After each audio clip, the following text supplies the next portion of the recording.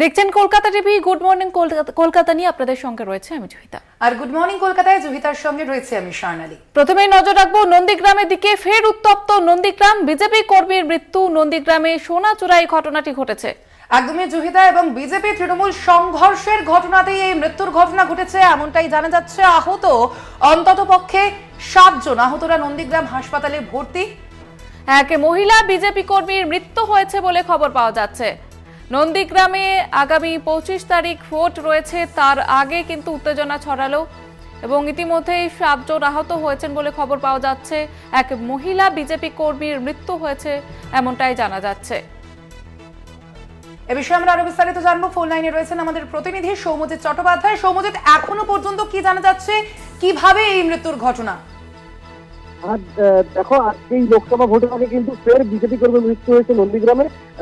নন্দীগ্রামে যে সোনাচুরার মনসা এলাকা রয়েছে সেখানে কিন্তু গতকাল রাত্রেই বিজেপি এবং তৃণমূলের সংঘর্ষ হয় এবং সেই সংঘর্ষ ঘিরে কিন্তু পরিস্থিতি উত্তপ্ত হয়ে যায়। এই ঘটনায় কিন্তু 5 থেকে 7 জন আহত হয় এবং আহতদের উদ্ধার করে নন্দীগ্রাম হাসপাতালে পাঠানো হয়েছে। এই আহতদের জন্য মধ্যে একজন মহিলা রয়েছিলেন, তিনি বিজেপি কর্মী, তার নাম রথিবালা আড়ি। ইতিমধ্যেই তার মৃত্যু হয়েছে। যেটুকু জানা যাচ্ছে যে তাকে হাসপাতালে আনা হয় এবং সেখানে তাকে মৃত বলে ঘোষণা করেন হাসপাতালের চিকিৎসকরা। এই মুহূর্তে হাসপাতালে কিন্তু রথিবালার ছেলে সহ আরো 6 জন কিন্তু গুরুতর জখম অবস্থায় ভর্তি রয়েছে এবং বলা হচ্ছে যে তৃণমূলের দুষ্কৃতীরা কিন্তু ধারালো অস্ত্র দিয়ে এলোপাতাড়ি কোপ দেয়, যার ফলে কিন্তু এই গুরুতর জখম এবং মৃত্যু হয়েছে। সৌম্যজিৎ, এ বিষয়ে তৃণমূলের কি প্রতিক্রিয়া মিলছে? দেখো, এখন অব্দি তৃণমূলের প্রতিক্রিয়া না মিললে ইতিমধ্যেই কিন্তু নন্দীগ্রাম থানার সামনে বিজেপি কর্মীরা অবরোধ করেছে, বিক্ষোভ দেখাচ্ছে এবং তারা আজ সারাদিন অর্থাৎ 24 ঘন্টার জন্য নন্দীগ্রাম বন্ধের ডাক দিয়েছে। এখনো পর্যন্ত এই ঘটনায় কাউকে গ্রেপ্তার করা হয়েছে, গ্রেপ্তার বা আটক করা হয়েছে সৌম্যজিৎ?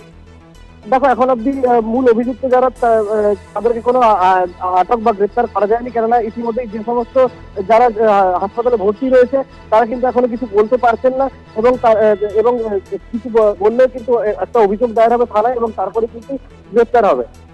সৌম্যজিৎ, পুলিশ সূত্রে কি জানা যাচ্ছে, বিজেপি এবং তৃণমূলের সংঘর্ষের কারণেই কি এই ঘটনার সূত্রপাত হয়েছিল? একদম, পুলিশ সূত্রে যেটুকু জানা যাচ্ছে যে গতকাল রাত্রে যে তৃণমূল এবং বিজেপি সংঘর্ষ হয়েছিল গতকাল রাত প্রায় 10টা নাগাদ এবং তার ফলেই কিন্তু উত্তপ্ত হয়ে ওঠে এবং তারপরেই কিন্তু তৃণমূল আশ্রিত বেশ কিছু দুষ্কৃতী বিজেপি কর্মীদের উপর হামলা চালায় এবং তারপরে এই ঘটনা ঘটে। সৌম্যজিৎ, যেই মহিলা বিজেপি কর্মীর মৃত্যু হয়েছে তার পরিবারের সদস্যরা তারা কি বলছেন? দেখো, পরিবারের সদস্যরা একদমই ভেঙে পড়েছে। আর সামনেই লোকসভা নির্বাচন, তার আগেই এই যে মৃত্যু, তারা স্বভাবতই ভেঙে পড়েছে এবং তারা কিন্তু দোষীদের অবিলম্বে গ্রেপ্তারের দাবি চাইছে। একদমই। আপাতত ধন্যবাদ তোমার সৌম্যজিৎ। পরিস্থিতির দিকে নজর রাখো, পরবর্তীতে তোমার সঙ্গে আরো একবার যোগাযোগ করা হবে। ফোন লাইনে ছিলেন আমাদের প্রতিনিধি সৌম্যজিৎ চট্টোপাধ্যায়।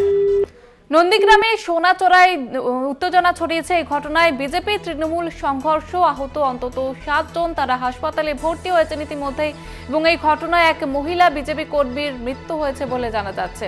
আপনাদের আবারও একবার জানিয়ে রাখবো, আগামী 25 তারিখ ভোট রয়েছে, সেখানে 6ষ্ঠ দফা নির্বাচন। তার আগে উত্তেজনা, তৃণমূল বিজেপি সংঘর্ষে উত্তেজনা ছড়ায় এবং ইতিমধ্যে আহতরা হাসপাতালে ভর্তি। এক মহিলা বিজেপি কর্মীর মৃত্যু হয়েছে এই ঘটনায়। একেবারেই জহিতা, অর্থাৎ তুমি যেমনটা বলছিলে যে 25 তারিখ সেদিনকে কিন্তু তমলুক এই যে লোকসভা কেন্দ্র রয়েছে এবং যার অন্তর্গত এই নন্দীগ্রাম বিধানসভা কেন্দ্র, সেখানে কিন্তু ভোট রয়েছে এবং তুমি জানো জহিতা যে বারংবার কিন্তু নন্দীগ্রাম বিভিন্ন ইস্যুতে খবরের শিরোনামে এসেছে এবং এবার একেবারে শনিবার ভোট, তার আগের দিন অর্থাৎ আজ বৃহস্পতিবার, এবং ফের উত্তপ্ত হয়ে উঠল নন্দীগ্রাম। বিজেপি কর্মীর মৃত্যু ঘিরে ফের উত্তপ্ত নন্দীগ্রাম।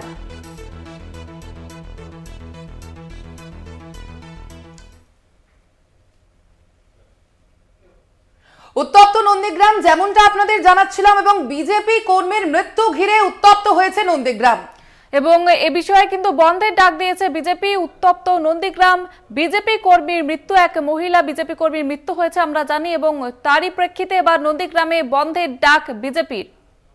নন্দীগ্রাম বন্ধের ডাক বিজেপি নেতৃত্বের। আপনাদের যেমনটা জানাচ্ছিলাম যে নন্দীগ্রাম ফের উত্তপ্ত হয়েছে, নির্বাচনী আবহ চলছে। আপনারা জানেন শনিবারই রয়েছে তমলুক যে লোকসভা কেন্দ্রে, সেখানে কিন্তু ভোট রয়েছে ষষ্ঠ দফার এবং সেই লোকসভা কেন্দ্রের অন্তর্গতই এই নন্দীগ্রাম বিধানসভা কেন্দ্র পড়ে এবং তার আগেই ফের উত্তপ্ত নন্দীগ্রাম। বিজেপি কর্মীর মৃত্যুকে ঘিরে এই উত্তেজনার সৃষ্টি হয়েছে বলে জানা যাচ্ছে এবং যেমনটা এখনো পর্যন্ত জানা যাচ্ছে বিজেপি এবং তৃণমূলের মধ্যে সংঘর্ষের কারণে এই উত্তেজনার সৃষ্টি হয় এবং পরবর্তীতে যেমনটা দেখা যায় যে বিজেপি কর্মীর মৃত্যু হয়।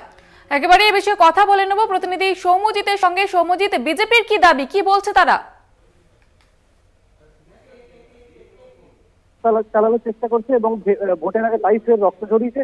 গতকাল রাত্রি যে খুন হয়েছিলেন রতিবালা দেবী এবং সেই ঘটনার প্রতিবাদেই কিন্তু আজ নন্দীগ্রাম থানার সামনে বিক্ষোভ করে এবং বিক্ষোভ আজকে চলে প্রায় আধ ঘন্টা এবং এখনো বিক্ষোভ চলবে বলে জানা গিয়েছে এবং এই ঘটনার প্রতিবাদে কিন্তু আজ সারাদিন নন্দীগ্রামে বন্ধ থাকবে বলে জানিয়েছে বিজেপি। ধন্যবাদ জানাবো সৌম্যজিৎ। প্রতিনিধি সৌম্যজিৎ চট্টোপাধ্যায় ছিলেন আমাদের সঙ্গে। আপনাদের যেমনটা জানাচ্ছিলাম, নন্দীগ্রাম থানার সামনে ইতিমধ্যে বিক্ষোভে নেমেছে তৃণমূল। গতকাল রাতে যে মহিলা বিজেপি কর্মীর মৃত্যু হয়েছে এবং তারই প্রতিবাদে এবার বিক্ষোভে নেমেছে বিজেপি। আপনারা দেখতে পাচ্ছেন সেই ছবি, নন্দীগ্রাম থানার সামনে প্রতিবাদে বিজেপির কর্মী সমর্থকরা। নির্বাচনী আবহে ফের উত্তপ্ত নন্দীগ্রাম। আপনাদের জানিয়ে রাখি 25শে মে রয়েছে নন্দীগ্রামে ভোট এবং সেই ভোটের আবহেই কিন্তু আবারও উত্তপ্ত নন্দীগ্রাম। বিজেপি কর্মীর মৃত্যুকে ঘিরে ফের উত্তেজনা সৃষ্টি হয়েছে নন্দীগ্রামে। নন্দীগ্রাম আপনারা যে ছবি দেখতে পাচ্ছেন নন্দীগ্রাম থানার সামনে, এ নিয়েই বিক্ষোভ দেখাচ্ছেন বিজেপি কর্মীরা। তারা রীতিমতো তৃণমূল কে দায়ী করেছেন এই ঘটনার জন্য এবং ফের এই নির্বাচনী আবহে উত্তপ্ত হয়ে উঠেছে নন্দীগ্রাম। গতকাল রাতে তৃণমূল বিজেপির সংঘর্ষে উত্তপ্ত হয়ে উঠল নন্দীগ্রাম এবং তৃণমূল বিজেপির সংঘর্ষে 7 জন আহত হয়েছেন, 1 জন মৃত্যু হয়েছে বলে জানা যাচ্ছে এবং তারই প্রতিবাদে এবার বিক্ষোভে নেমেছে বিজেপি।